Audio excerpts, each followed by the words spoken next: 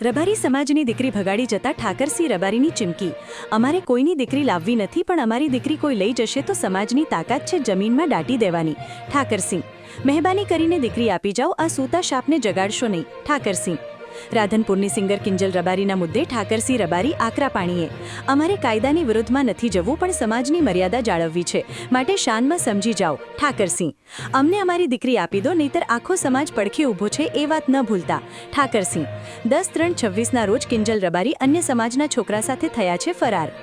જય વડવાળા વિગોતરનાર રાધનપુરની ઘટના એ સમગ્ર સનાતન ધર્મ માટે નિંદનીય છે, પરંતુ આવા લેભાગુ તત્વોને કહું છું કે તમે એવું કોઈ ન સમજતા કે કોઈ પાછળ નથી। સમગ્ર સનાતન ધર્મનો સમાજ છે। અમારે માલધારી સમાજ એ રત્ના રાયકાનો વારસદાર છે।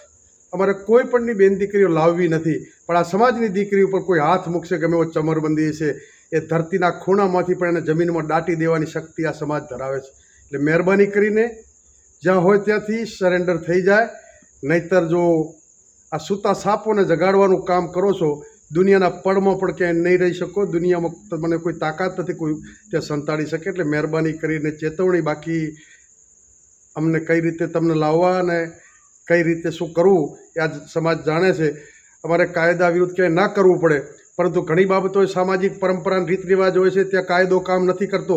સમાજની મર્યાદા ઉપર કોઈ વાંચ આવે અને જો હાથ અડાડે તેનો હાથ કાપતા પણ આ સમાજ ક્યારેય વાર નહીં કરે। એટલે મહેરબાની કરી અને તરત પ્રશાસનને બધા સમજી જાય, ને તેના પરિણામો ખરાબ આવશે। એની જવાબદારી જે તે વ્યક્તિ અને એમના વડીલોની રહેશે।